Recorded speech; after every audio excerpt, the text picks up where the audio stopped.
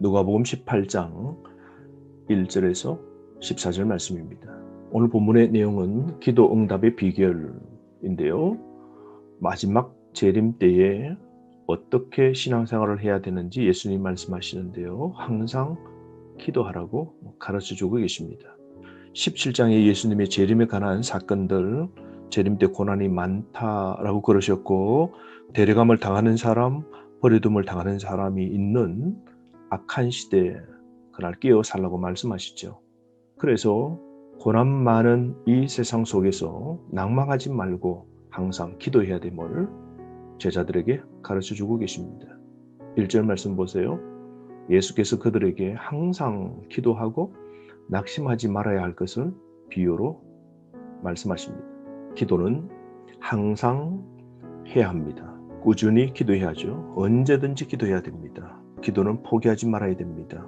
낙심하지 말아야 되는데요. 우리가 이 종말 시대에 힘든 고난 시대에 살 때 낙심하게 되는 일들이 많죠.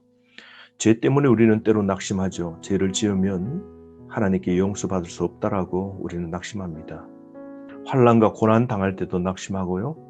선한 일을 하다가 오히려 상처를 받게 되죠. 그럴 때 낙심합니다. 또 하던 일이 실패할 때 우리는 낙심합니다.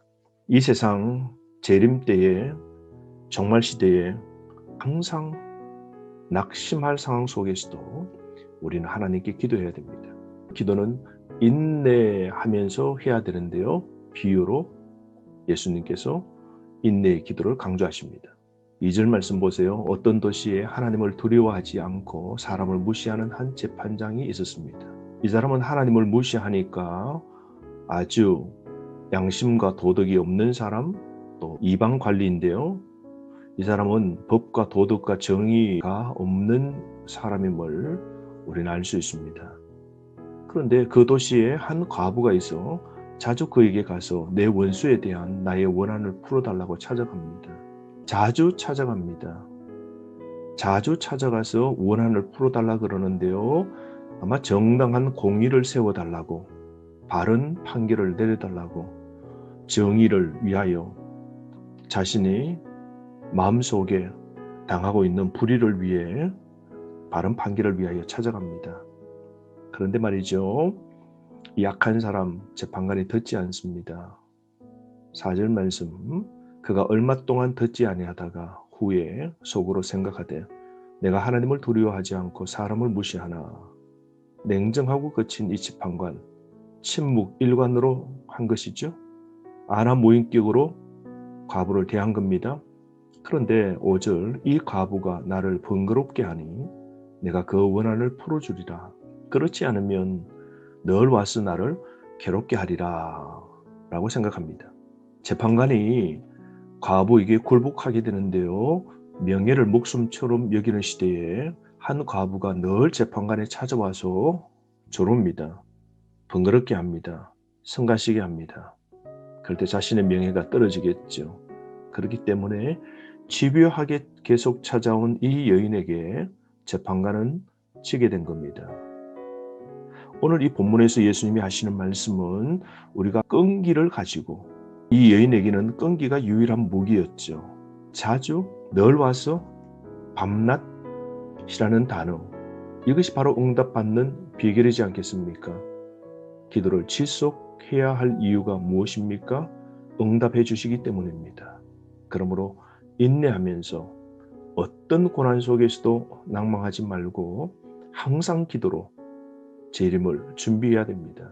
그러므로 나와 우리 교회는 하나님이 지실 정도로 기도하고 있는지 살펴보아야 되는 겁니다.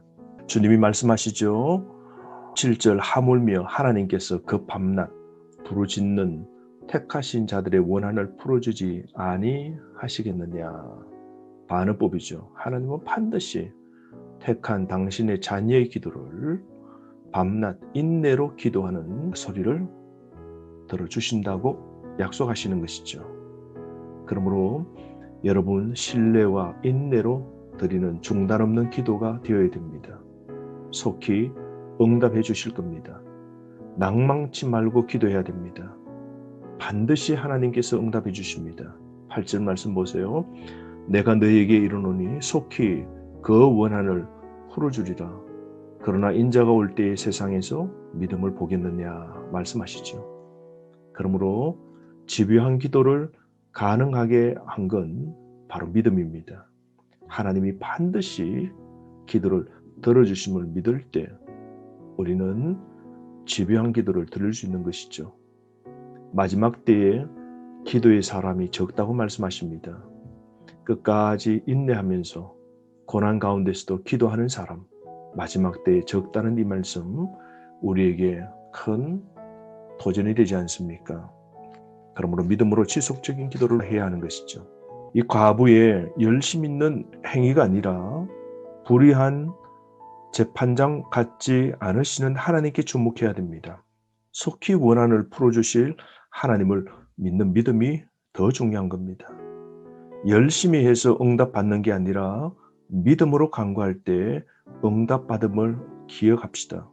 하나님을 믿기에 간절함으로 목소리를 높이고 지속적으로 하나님께 나아가야 됩니다. 여러분, 그 당시 과부는 남자들의 사회에서 혼자요, 가부장적 사회에서 힘없고 무력한 소외계층입니다. 아내는 남편을 의존하고 딸은 아버지를 의존하고 과부는 아들을 의지하던 시대에 직접 재판장을 찾아온 걸 보면 집안에 남자가 없었을 겁니다.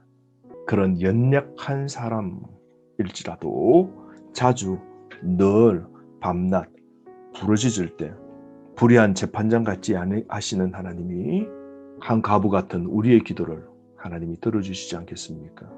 또 하나님께서 기도를 할 때는 겸손하게 기도하라고 가르쳐 주십니다. 9절부터 14절 말씀에 바리새인과 세리의 기도하는 자세가 나오는데요. 10절 말씀 보십시오. 두 사람이 기도하러 성전에 올라가니 하나는 바리새인이요 하나는 세리입니다.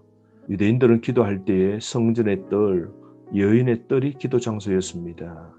그런데 거기에 먼저 11절 바리새인은 서서 따로 기도합니다. 서서라는 동사는요 수동태입니다.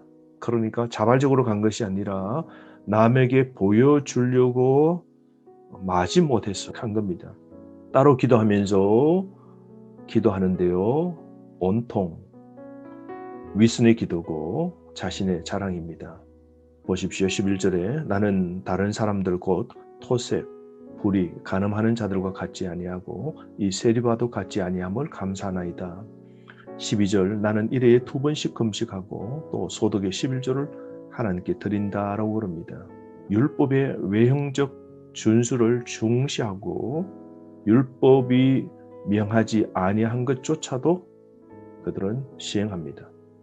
기도하는 것 바로 자랑거리를 늘어놓고 있는 것이죠.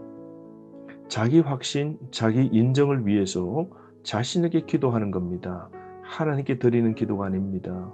남이 들으라고 기도하고 있는데요. 이 기도는 외식이요, 형식주의입니다. 금식을 하는데요.